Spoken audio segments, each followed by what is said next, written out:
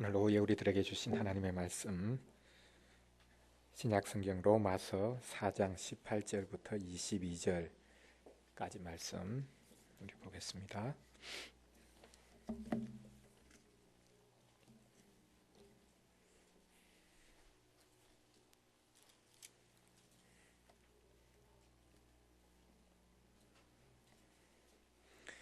로마서 4장 18절부터 22절까지 말씀 우리 같이 한 목소리로 읽겠습니다. 아브라함이 바랄 수 없는 중에 바라고 믿었으니 이는 내 후손이 이 같으리라 하신 말씀대로 많은 민족의 조상이 되게 하려 하심이라. 그가 백세나 되어 자기 몸이 죽은 것 같고 사라의 태가 죽은 것 같음을 알고도 믿음이 약하여지지 아니하고 믿음이 없어 하나님의 약속을 의심하지 않고 믿음으로 견고하여져서 하나님께 영광을 돌리며 약속하신 그것을 또한 능히 이루실 줄을 확신하였으니 그러므로 이것이 그에게 의로 여겨졌느니라. 아멘. 오늘 본문 말씀에 보면 믿음에 관해서 이야기하고 있습니다. 믿음의 본질 또 믿음의 비밀에 관한 이야기를 하고 있습니다. 특별히 믿음의 조상이라고 우리가 일반적으로 알고 있는 아브라함의 경우를 예를 들고 있습니다. 아브라함이 믿었던 믿음이 어떤 것인가? 그것을 오늘 본문이 말씀하고 있는데요. 아브라함이 믿었던 믿음이 어떤 것입니까? 아브라함이 무엇을 믿었습니까? 그리고 어떻게 믿었기에 그것을 의로 여기셨다. 그렇게 본문에서 기록하고 있습니까? 하나님의 약속을 믿었던 것이죠. 근데 그 약속은 실은 믿기가 힘든 약속입니다. 하나님께서 아브라함에게 내게 씨를 주겠다 약속하셨는데 자손을 주겠다고 약속하셨는데 육체적으로는 자손을 가질 수 없는 그런 상황 속에 이르렀는데 하나님께서는 계속해서 내 몸에서 날 씨 자손 그 자손으로 인해서 내가 모든 민족에게 복이 되게 하겠다라고 말씀하십니다. 그래서 18절에 보면 아브라함이 믿었던 믿음을 한마디로 이렇게 표현합니다. 바랄 수 없는 중에 바라고 믿었다. 도무지 바랄 수 없는 것 그것을 바라보고 믿었다. 믿음은 터무니없는 것이다. 그렇게 생각할 수 있을지 모르겠습니다. 불가능한 것을 가능하다고 믿는 것 그것이 믿음이다. 우리가 일반적으로 생각하지만 실은 그렇지 않습니다. 오늘 본문에서 아브라함이 바랄 수 없는 중에 바라고 믿었다는 것은 도무지 불가능한 것을 그냥 무조건 믿으면 될 것이다 라고 믿었다는 말이 아닙니다. 하나님의 약속이죠. 이 약속 그것이 물론 인간적으로 볼 때는 바랄 수 없는 것이지만 이루어질 수 없는 것 같아 보이지만 하나님께서 약속하셨기 때문에 하나님께서 친히 이루실 것이다 라는 것을 아브라함이 믿었습니다. 그것을 오늘 본문에서는 바랄 수 없는 중에 바라고 믿었다. 그래서 백세나 되어서 자기 몸도 이제 거의 죽은 것 같고 또한 사라의 태도 죽어 있는 것 같았지만 그것을 알고 있음에도 불구하고 자기의 눈앞에 펼쳐져 있는 현실, 자신의 육체의 상황을 부정하는 것이 아닙니다. 정확하게 현실에 대한 이해가 있습니다. 파악이 있습니다. 그럼에도 불구하고 믿음이 약해지지 아니했다. 오히려 믿음이 없어서 하나님의 약속을 의심하지 않고 더욱더 견고하여져서 하나님께 영광을 돌리며 하나님께서 약속하셨으니 하나님께서 반드시 이루실 것입니다. 그것을 믿음으로 고백해 갈 때에 하나님께서 이것을 그에게 의로 여기셨다라고 말씀하고 있습니다. 오늘 하이델베르그 요리문답 제7주일을 통해서 참된 믿음이란 무엇인가 그것을 같이 우리가 공부해 보도록 하겠습니다. 제7주일 보겠습니다. 유일하고 참된 중보자요 구원자가 되시는 분이 누구인가?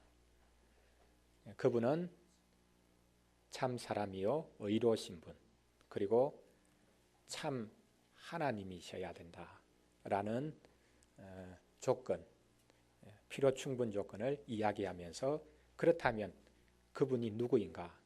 우리는 복음을 통해서 그분이 바로 예수 그리스도다라는 사실을 알게 된다고 고백했습니다. 자, 그러면 유일하고 참된 중보자요 구원자가 되신 예수 그리스도, 그분이 베푸시는 그 은혜, 그 구원을 누가 어떻게 누릴 것인가? 이것이 관건이 될 것입니다. 예수 그리스도, 그분이 베풀어 주시는 구원, 그것을 누가 누릴 수 있는가? 또한 어떤 방식으로 그것을 누릴 수 있는가?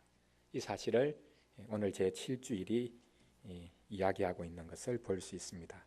이 신문 보면요, 그러면 아담 안에서 모든 사람이 멸망한 것처럼 그리스도를 통하여 모든 사람이 구원을 받습니까? 라는 질문을 합니다. 왜 이런 질문을 합니까?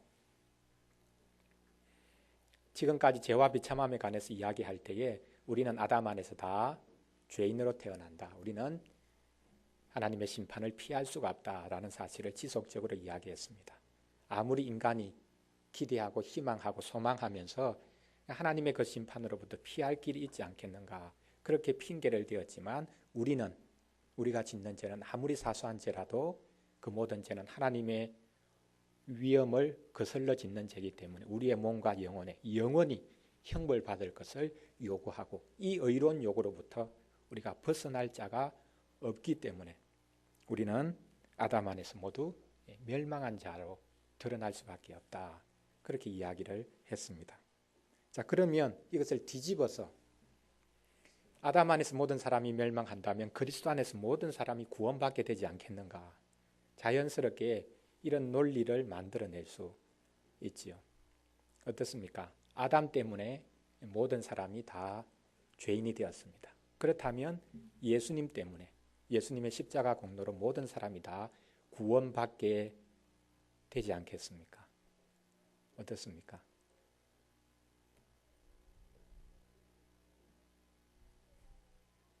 내가 죄를 짓기 전에 아담의 죄로 말미암아 우리가 죄인이 되었다고 성경이 선언하고 있고, 예수 그리스도가 마지막 아담이시라면 예수님 그분의 순종, 그것이 우리에게 전가되어져서 우리 모두가 의롭게 되어지고 구원받는 자리에 설 수 있지 않겠는가, 그런 희망을 이야기할 수 있고, 또한 우리가 그것을 간절히 기대하는 자리에 서 있기가 쉽습니다. 성경에서도 분명히 그 사실을 이야기를 하고 있죠. 로마서 5장 12절 말씀에 보면, 그러므로 한 사람으로 말미암아 죄가 세상에 들어오고 죄로 말미암아 사망이 들어왔나니 이와 같이 모든 사람이 죄를 지었으므로 사망이 모든 사람에게 이르렀느니라.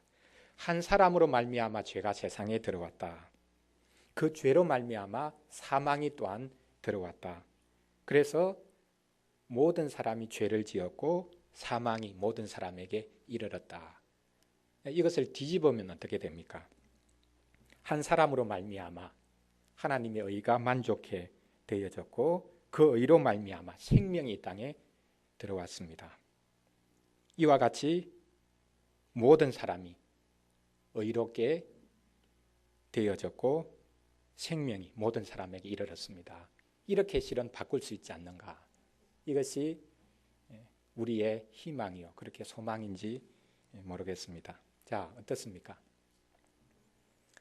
한 사람 아담으로 말미암아 죄가 이 세상에 들어왔고 사망이 들어와서 모든 사람이 죄인이 되었고 사망에 이르게 되었다. 그러면 한 분 예수 그리스도로 말미암아 하나님의 의가 만족해 되어졌고 이 땅에 생명이 들어오게 되었는데 모든 사람이 이제는 의롭게 되고 생명을 누리는 자리에 설 수 있다.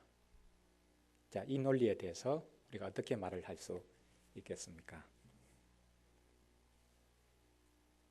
답에서 뭐라고 말합니까? 한마디로 잘라서 그럴 수는 없다라고 말을 합니다. 우리 답을 한번 같이 읽어보겠습니다. 아닙니다. 참된 믿음으로 그리스도에게 연합되어 그의 모든 은덕을 받아들이는 사람들만 구원을 받습니다. 모든 사람이 다 구원받게 되는 것이 아니라 참된 믿음으로 그리스도에게 연합된 사람, 그리고 그리스도의 모든 언덕을 받아들이는 사람들만 구원을 받는다라고 말씀하고 있습니다. 예수님이 누구를 위해서 죽으셨는가? 이것이 끊임없이 지금까지 논쟁거리가 되고 있습니다. 신학자들 사이에 있어서도. 자, 두 가지로 이 내용을 정리를 해볼 수 있을 것 같은데요. 자, 한번 어떤 것이 맞는지 한번 생각을 해보시면 좋겠습니다. 예수님은 모든 사람을 위해서 죽으셨다. 두 번째, 예수님은 오직 택한 자를 위해서만 죽으셨다. 어떤 것이 맞습니까? 예수님은 모든 사람을 위해서 십자가 달려 돌아가셨다. 예수님은 오직 택한 하나님께서 선택하신 구원받은 사람들을 위해서만 십자가 달려 돌아가셨다. 예수님이 누구를 위해서 십자가 달려 돌아가셨는가? 이 두 가지 이론, 주장, 신학적인 주장이 있는데 어떤 것이 맞겠습니까? 예? 1번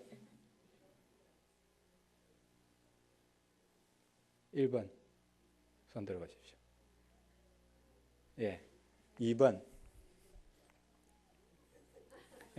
1번 주장의 근거는 뭡니까? 예수님이 죽으신 것은 모든 인류를 위해서 죽으셨다. 성경적인 근거는 뭡니까? 하나님이 세상을 이처럼 사랑하셔서 독생자를 보내셨다. 그런데 어떤 분은 두 번째 주장을 하는 분들은 이 세상을 그냥 온 세상 모든 사람을 말을 하는 것이 아니라고 주장합니다. 거기서 말을 하는 세상은 택한 자들의 세상, 택한 사람들이라고 그렇게 아주 좁게 해석을 해버리죠. 그런데 성경에서 세상이라고 표현하는 것은 여러 가지 방식의 표현이 있죠. 그냥 물질적인 우주 자체를 의미를 할 수도 있고 하나님을 떠난 유대인들 포함해서 하나님을 떠난 사람들을 세상이라고 표현하는 경우도 있고 다양하게 표현하기 때문에 이 세상을 어떤 방식으로 이야기를 해야 될지 그것은 자기가 가지고 있는 어떤 선입관이나 이런 것에 따라서 이제 좌우될 수 있는 주장입니다. 자, 그러면 하나님께서 모든 사람을 위해서 죽으셨다. 예수님께서. 자, 그러면 실제로 모든 사람이 구원을 받습니까? 그럼 구원받기 위해서는 뭐가 필요합니까? 믿음이 필요하지. 오늘 여기 답에 있듯이 참 믿음으로 예수 그리스도께 접붙임 받아져서 그리스도의 모든 언덕을 받아들이는 사람들만 구원받는다. 그렇다면 예수님이 십자가 달려 돌아가신 것은 모든 사람을 위해서 돌아가셨고 그런데 그것이 믿는 사람에게만 적용된다. 이렇게 이제 나누어질 수밖에 없죠. 그래서 모든 사람을 위해서 돌아가셨다라고 할 때도 이것은 제한이 없는 것을 말을 하는 것이 아니라 범위에 있어서는 온 세상을 포괄하지만 실제로 예수님의 그 죽으심의 효력은 제한적일 수밖에 없다. 이렇게 말을 하는 것입니다. 그러니까 여기서도 모든 사람을 위해서 죽으셨다고 이야기를 하는 쪽에서도 제한이 있는 것이죠. 실제적인 효력은 제한이 있을 수밖에 없다. 반대로 이야기를 두 번째 주장을 한번 들여다보면요. 예수님은 오직 택한 자를 위해서 죽으셨다. 맞습니까? 실제로 택한 자만 나중에 예수님의 십자가를 믿고 구원받게 되니까 그거를 처음으로 가지고 가가지고 그러니까 예수님의 죽음조차도 그것은 표현은 예수님이 온 세상을 위해서 모든 사람을 구원하기 위해서 죽으셨다고 말을 하지만 실제로 구원받는 사람은 믿고 예수님을 영접하는 사람 그리고 그 사람은 결국 뒤돌아보면 택한 자일 수밖에 없기 때문에 예수님은 택한 자를 위해서만 죽으셨다. 이런 논리를 이제 들이미는 것입니다. 그러나 성경에서 말을 하는 것은 예수님은 택한 자를 위해서 십자가 달려 돌아가셨다. 그렇게 정확하게 집어서 제한적으로 말씀하시는 것은 없지요. 우리가 요한복음 3장 16절 금방 이야기를 했듯이 하나님이 세상을 이처럼 사랑하셨다. 그 세상은 모든 사람들을 자연스럽게 다 포함합니다. 유대인들까지도 포함합니다. 거기서부터 택한 자라는 잣대를 들이밀어서 예수님이 십자가 달려 돌아가신 것은 오직 택한 자를 위해서만 돌아가셨다. 그렇게 말을 할 필요가 없는 것이죠. 자, 여기에서도 분명히 제한이 있습니다. 예수님께서는 그 십자가, 그것이 모든 사람을 위한 십자가는 아니지만, 그러나 그 예수님의 십자가가 어떤 이들에게는 분명히 무제한적인 효력을 낸다. 그렇게 말을 합니다. 한쪽에서는 범위가 무제한적이라고 말을 하지만 효력에 있어서는 제한이 있을 수밖에 없다고 이야기하고, 다른 쪽에서는 범위는 제한적이지만 그 효력은 어떤 이들에게, 택한 이들에게, 믿는 이들에게는 무제한적인 것이다. 그 효력은 온전하게 나타날 수밖에 없다. 그래서 어느 쪽 주장을 하든지, 예수님은 모든 사람을 위해서 십자가 달려 돌아가셨다, 그렇게 말을 하든지, 그렇지 않으면 예수님은 오직 택한 자를 위해서만 돌아가셨다라고 말을 하든지, 어느 쪽에서든지 다 어떤 형태로든 제한적인 것이다 라는 사실은 이야기를 하게 되는 것입니다. 오늘 본문에서는 어떤 형태의 제한을 이야기하고 있습니까? 참된 믿음으로 그리스도에게 연합되어 그의 모든 은덕을 받아들이는 사람들만 구원을 받습니다. 자, 그렇다면 범위에 있어서는 제한이 있을 수밖에 없다 말을 하죠. 그러나 그 효력에 있어서는 그 효력이 예수 그리스도의 십자가, 그것의 효력, 그것을 믿는 자들에게 나눠주시는 그 효력은 온전하다라는 방식으로 성경이 이야기를 하고 있습니다.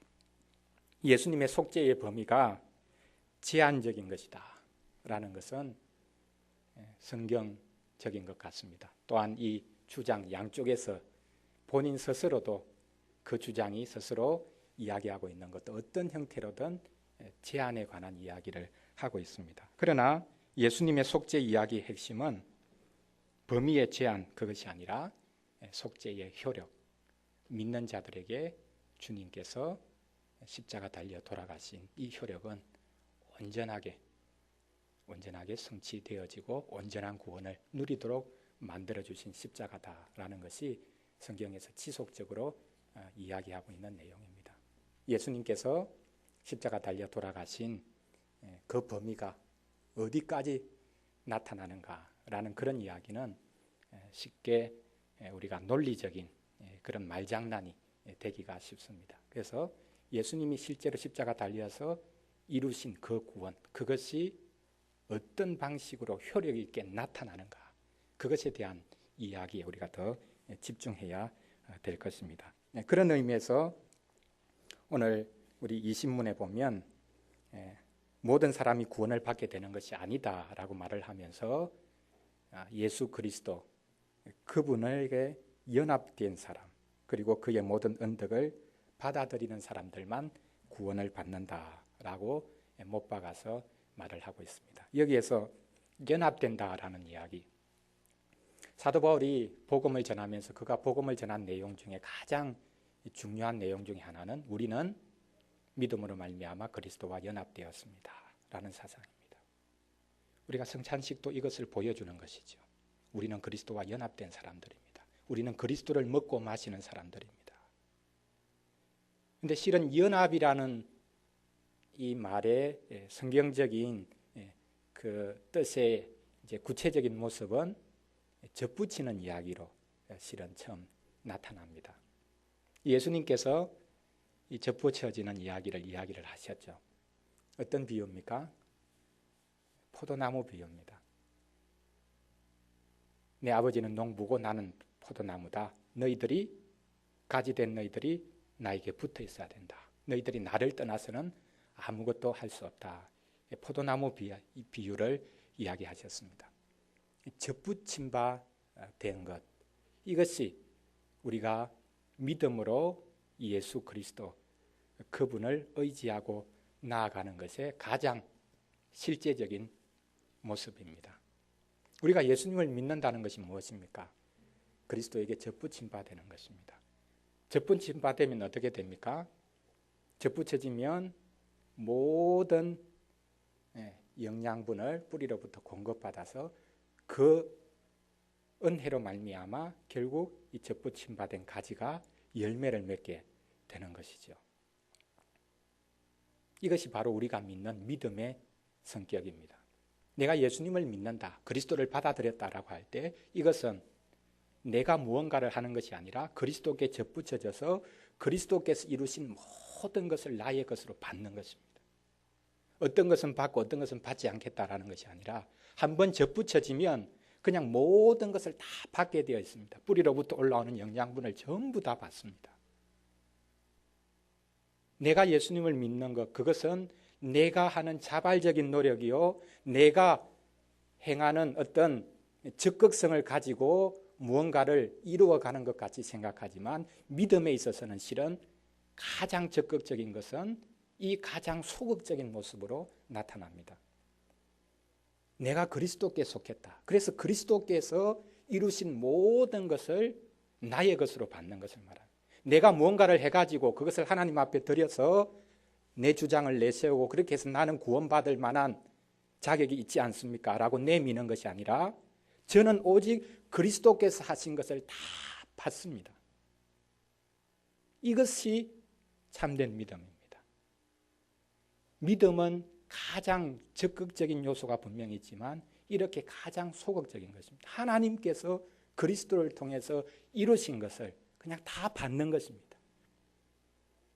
예수님을 통해서 이루어진 모든 것이 나를 위한 것임을 저는 믿습니다. 그것을 제가 받겠습니다. 이것이 접붙여지는 것입니다. 그래서 접붙여진다라는 표현을 쓰고 그 다음에 덧붙여서 하는 이야기가 무엇입니까? 그의 모든 은덕을 받아들이는 사람들만, 예수님이 십자가를 통해서 이루신 그 모든 은혜, 구원의 은혜, 그것을 받아들이는 사람들만 구원을 받는다. 우리가 믿음에 대해서 착각하면 안 됩니다.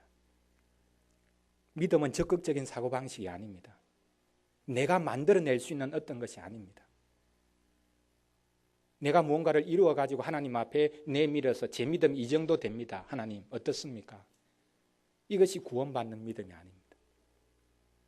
우리는 오직 하나님께서 만드셔서 우리에게 주신 것을 받아서 그것 가지고 또 하나님 앞에 나아갑니다. 내가 이룬 것 가지고 하나님 앞에 나아가는 것이 아닙니다.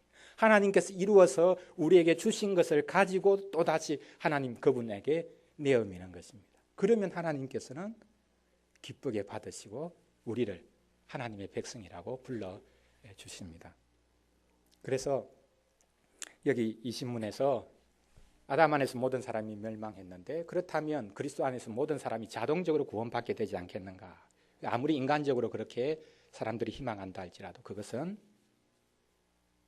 잘못된 것이다. 잘못된 믿음이다. 인간의 희망사항에 불과하다라고 말씀합니다. 예수 그리스도 그분을 받아들이지 않고서는 구원이 이루어질 수 없다.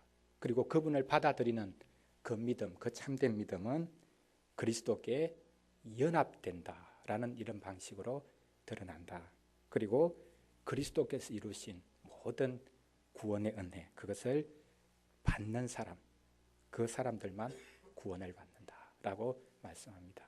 그래서 우리의 믿음은 1차적으로는 수동적인 것입니다. 잘 받으면 됩니다. 내가 무언가를 하지 않아도 됩니다. 우리는 그리스도께서 이루신 것을 그냥 받기만 하면 됩니다. 인간이 할 수 있는 가장 고상한 지식은, 가장 고상한 행위는 내가 주도권을 가지는 것이 아니라 오히려 하나님께 주도권을 내어드리고 하나님께서 하시는 일을 수동적으로 우리는 받기만 하면 됩니다. 구원은 내가 쟁취하는 것이 아닙니다. 하나님께서 이루어 주시는 것을 받는 것, 그것을 온전히 받아들이는 것, 모든 것을 다 받아들이는 것, 그것이 구원입니다. 21문에서 이 믿음에 대해서 다시 한 번 더 설명을 합니다. 도대체 참된 믿음이 무엇인가? 라는 질문을 하고 있습니다. 그리스도를 믿지 않고서는 구원과 연관을 맺을 수 없습니다. 그리고 그리스도를 믿는다고 할 때도 그 믿음이 거짓된 믿음일 수 있습니다. 참된 믿음을 가져야만 구원과 관련을 맺고 있습니다. 그래서 참된 믿음에 관한 질문을 하고 있습니다. 자, 참된 믿음이 무엇이라고 해설하고 있는지 우리 같이 한번 읽어보겠습니다. 참된 믿음은 하나님께서 그의 말씀에서 우리에게 계시하신 모든 것이 진리라고 여기는 확실한 지식이며 동시에 성신께서 복음으로서 내 마음속에 일으키신 굳은 신뢰입니다. 곧 순전히 은혜로 오직 그리스도의 공로 때문에 하나님께서 제사함과 영원한 의로움과 구원을 다른 사람뿐 아니라 나에게도 주심을 믿는 것입니다.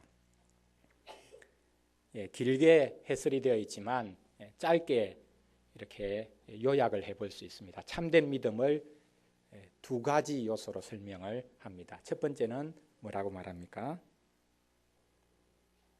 확실한 지식. 두 번째는요, 굳은 신뢰. 이 두 가지가 참된 지식의, 참된 믿음의 요소임을 말씀합니다. 확실한 지식, 굳은 신뢰. 자, 우리 믿는 사람들의 그 믿음의 내용, 그것은 아무런 내용이 없는 것이 아니라 비어 있는 것이 아니라 분명한 내용을 가지고 있습니다. 확실한 지식에 근거하고 있습니다. 그 지식이 무엇입니까? 그 지식을 여기서 뭐라고 설명합니까? 하나님께서 그의 말씀에서 우리에게 계시하신 모든 것이 진리라고 여기는 확실한 지식. 그러니까 우리가 참된 믿음을 붙들기 위해서는 확실한 지식을 가져야 되는데 이 확실한 지식의 근거는 뭐냐 하면 하나님의 말씀입니다. 하나님께서 말씀을 통해서 계시하신, 나타내 보여주신 모든 것은 참입니다 라고 믿는 것, 이것이 우리가 붙들 수 있는 확실한 지식입니다. 지식은 나 자신이 이 세상을 관찰하면서 가지게 된 객관적인 어떤 자료 이상입니다. 우리가 구원을 얻기 위해서 필요한 지식은 하나님의 말씀에 하나님이 자신을 나타내 보여주신 그것, 그 모든 것을 내가 받아들이는 것을 말하고 있습니다. 그래서 확실한 지식의 근거는 하나님의 말씀입니다. 그런데 하나님의 말씀이 진리다라는 것을 우리는 어떻게 합니까?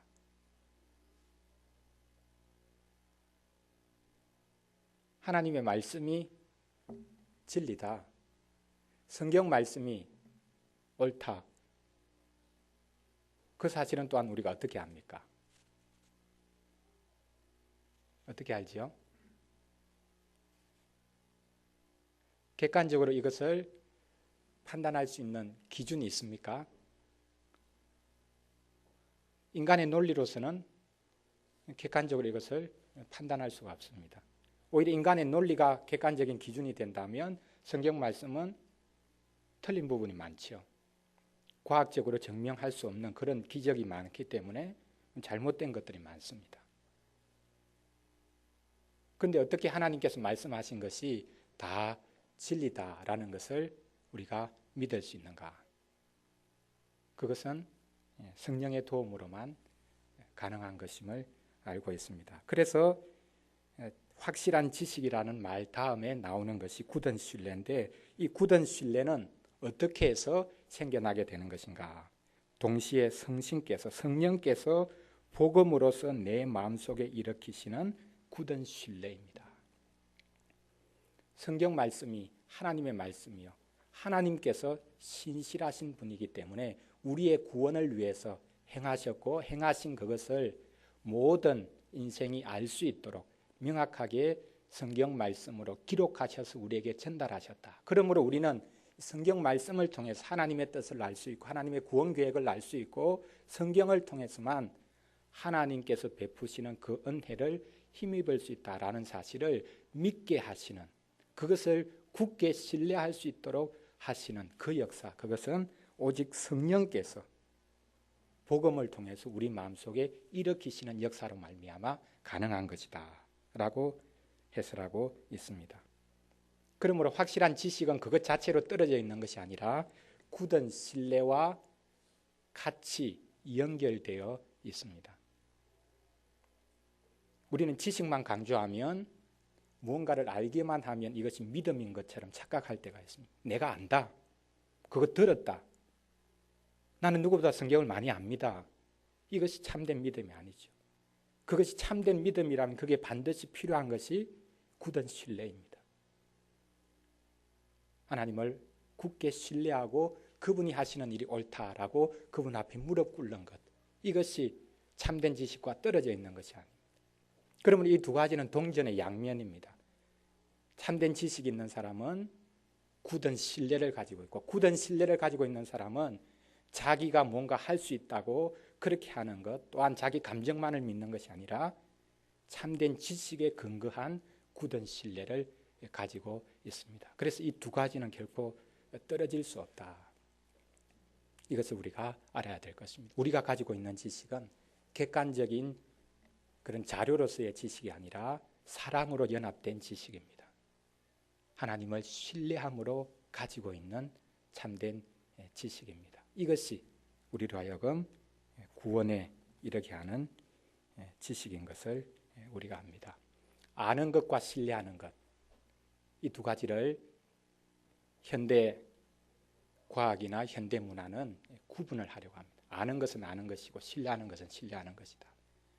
그러니까 아는 것을 신뢰하지 않아도 충분히 그것은 현실 속에서나 또 현대 문화 속에서는 가능한 것이죠.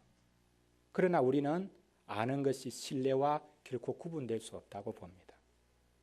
하나님을 알기 때문에 하나님 그분을 우리는 신뢰합니다. 하나님을 신뢰하기 때문에 우리는 또한 하나님 그분이 어떤 분인지 더 깊이 알아갑니다. 아는 것이 실은 절대적인 것이 아니죠. 신뢰가 있는 암, 그것이 우리가 믿는 믿음의 요소입니다. 어떤 분들은 나는 다 알기 전에는 못 믿겠다 그렇게 말합니다. 내가 다 이해하기 전에는 믿을 수가 없다. 100% 내가 이해가 돼야 그 다음에 믿겠다. 근데 100% 이해가 되었다라는 것, 하나님에 대해서 내가 100% 하나님이 하시는 것에 대해서 100% 이해가 되었다. 그럼 그 하나님은 어떤 하나님이겠습니까? 그럼 자기의 사고, 자기 틀 속에 있는 하나님, 그분은 전지전능한 하나님일 수가 없습니다. 우리의 인간의 논리를 하나님 그분이 행하시는 것을 완벽하게 우리가 파악할 수 없습니다. 하나님은 늘 우리 가운데 지속적으로 찾아오시는 분이기 때문에 하나님 그분을 우리의 지식 속에, 틀 속에, 이해 속에 가두어 둘 수가 없는 것입니다. 그래서 우리는 이렇게 이제 고백하는 것이죠. 믿게 되면 알게 됩니다.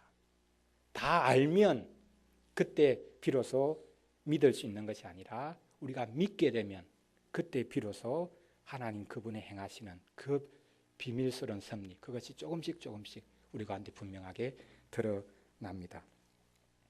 마지막으로 여기 해설에서 덧붙이고 있는 것이 있는데요. 참된 믿음이 확실한 지식과 굳은 신뢰다. 이 두 가지 기둥. 그러나 두 가지 기둥이라고 표현하지만 동전의 양면처럼 결코 뗄 수 없는 것이다.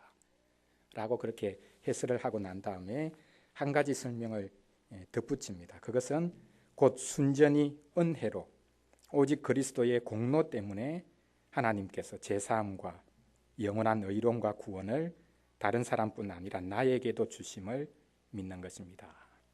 예, 우리에게 주신 구원이 내가 믿었기 때문에, 내가 알았기 때문에, 내가 신뢰했기 때문에 주어지는 것이 아니라 이것은 오직 순전히 은혜로 말미암아 주어진 것이다.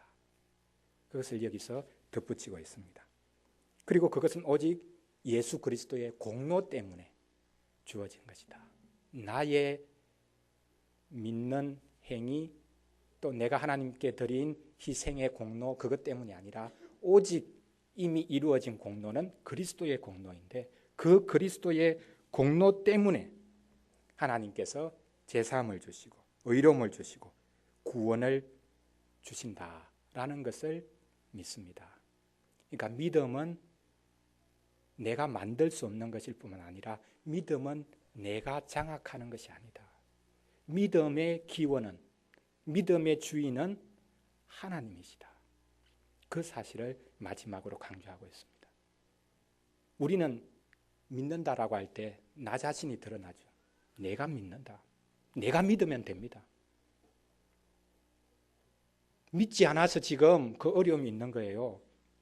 믿기만 하면 당장 문제 해결됩니다. 못 믿죠. 믿음이 부족합니다. 우리는 늘 이런 죄책감에 사로잡히죠. 무슨 문제가 있으면 내가 믿음이 부족한가 보다. 가정에 어려움이 있으면 내가 좀 잘못 믿어서 그런가 보다. 늘 우리는 이런 죄책감을 가지고 살아요. 내가 믿으면 된다. 아닙니다. 믿음은 내가 장악하는 그런 것이 아닙니다. 믿음을 장악하고 계시는 분은 하나님이십니다. 그래서 순전히 은혜로 그리스도의 공로 때문에 하나님께서 제사함을 주시고 의로움을 허락하시고 모든 것들을 우리에게 허락하신다라고 말씀하고 있습니다. 더 나아가서 여기 흥미로운 표현이 있는데요. 다른 사람뿐 아니라 나에게도 주심을 믿습니다. 그러니까 하나님께서 제사함과 영원한 의로움과 구원을 다른 사람뿐 아니라 나에게도 주심을 믿습니다. 왜 이런 표현이 여기 덧붙여져 있겠습니까? 우리가 얻은 구원, 차별이 없는 구원이라는 말입니다. 나는 다른 사람보다 더 독특한 구원을 받았다. 나는 다른 사람과는 다른 독특한 믿음을 가지고 있다. 결코 우리는 하나님 앞에 그런 주장을 할 수 없습니다. 참된 믿음은 하나님께서 오직 은혜로 그리스도의 공로 때문에 제사함과 의로움과 구원을 교회에 다른 사람들에게 허락하시고 그리고 부족한 나에게도 하나님께서 허락해 주셨습니다. 이렇게 고백할 수밖에 없는 것이죠. 내가 받은 구원은 다릅니다. 내가 믿고 있는 믿음은 다른 사람 어떤 사람들의 믿음과는 다릅니다. 그럴 수가 없는 것이죠. 믿음은 동일합니다. 구원은 동일합니다. 독특한 구원이 있을 수가 없습니다. 그리스도가 한 분이신데 어떻게 구원이 다를 수가 있습니까? 나는 독특한 구원을 받았다. 극적으로 구원을 받았다. 그렇게 말을 할 수 있을지는 모르겠지만 내가 받은 구원은 다른 사람이 받은 구원과는 다르다. 질적으로 다른 것이다. 그렇다면 그것은 그리스도께서 주신 구원이 아닙니다. 우리는 동일한 구원을 받았죠. 한 분 그리스도로 말미암아 구원을 받았습니다. 결코 자랑할 수가 없는 것이죠. 그래서 다른 사람에게 하나님께서 순전히 은혜로 그리스도의 공로 때문에 구원과 의로움과 은혜를 베풀어 주셨고 그것을 나에게 허락해 주셨습니다. 그래서 구원에 대한 바른 이해가 필요하고 더 나아가서 우리가 받는 구원은 교회를 통해서 하나님께서 허락해 주시는 구원임을 우리가 또한 굳게 믿어야 할 것입니다. 하나님께서 다른 성도들에게 주신 그 동일한 믿음 구원을 저에게 허락해 주셨습니다. 그래서 우리는 교회 안에서 이 믿음을 고백하고 또한 이 구원을 같이 기쁨으로 누리면서 살아갑니다. 그래서 처음부터 우리가 가진 믿음은 교회에 대한 바른 고백과 더불어서 이루어지는 믿음이어야 합니다. 교회에서 하나님의 말씀이 바르게 선포되는 것, 이것이 우리의 생명이다라는 것을 우리가 고백하면서 또한 성도들 간의 교제를 통해서 우리의 구원을 날마다 또한 이루어가는 것, 이것이 우리가 가지고 있는 믿음 구원의 독특함입니다. 세상에서는 그리고 다른 종교에서는 자기 혼자 믿고 자기 혼자 수도하고 혼자서 치열하게 뭔가 애를 써서 구원을 얻습니다. 철저하게 개인주의적인 구원이요, 개인주의적인 믿음. 그러나 우리의 믿음은 전혀 다릅니다. 교회에 대한 바른 고백을 하고 하나님의 말씀에 대한 바른 고백을 함으로 이루어져가는 구원. 그래서 교회를 떠나서는 구원이 없지요. 공적으로 선포되는 말씀을 떠나서 이루어지는 구원, 믿음을 주관화시킨다거나 믿음을 개인주의적인 방식으로 바꾸는 것. 그것이 실은 우리 시대의 가장 큰 문제임을 우리가 또한 확인하게 됩니다. 우리가 오늘 말씀을 통해서 하나님께서 그리스도를 통해서 이루어 주신 그 모든 은혜, 그것을 어떻게 누리도록 허락해 주셨는가라는 그 방식을 우리 오늘 본문을 통해서 분명하게 우리가 듣고 또 이해하게 되었습니다. 오직 그리스도에게 연합되어서 그리스도의 모든 언덕을 받아들이는 사람들만 구원을 받습니다. 그리고 이 참된 믿음은 확실한 지식과 굳은 신뢰 두 가지 요소를, 동전의 양면과 같은 이 요소를 가지고 있는데, 우리는 결코 하나님 앞에 우리의 믿음을 내세우거나 주장할 수 없고, 하나님께서 말씀을 통해서 또 교회 안에서 이루어 가시는 이 구원을 우리는 기쁨으로 누립니다 라는 이 고백을 우리가 오늘 말씀을 통해서 우리가 확인했습니다. 모든 사람들이 구원받을 수 있는가? 그런 질문으로 이 신문이 시작을 하고 있지만 22문은 정반대로 다른 모든을 이야기합니다. 그리스도인이 무엇을 믿어야 합니까? 라고 질문하고 난 다음에 여기에 또 다른 모든이 등장하죠. 뭡니까? 복음에 약속한 모든 것을 믿어야 합니다. 사람들은 개인주의적인 관점에서 모든 사람이 구원받으면 좋겠다 그렇게 생각하지만, 참으로 구원받은 사람은 하나님께서 약속하신 모든 것을 믿는 사람입니다. 어떤 것은 나에게 맞지 않으니까 버리고 믿지 않겠다라는 것이 아니라 하나님이 약속하신 모든 것을 믿는 사람, 그 사람이 참된 구원의 자리에 서게 되는 사람임을 해설하고 있습니다. 우리 다음 주일에는 이제 우리가 믿어야 될 그 모든 것, 그것이 어떻게 우리 가운데 드러나고 있는가, 그것을 살펴보게 될 것입니다. 같이 기도드리겠습니다.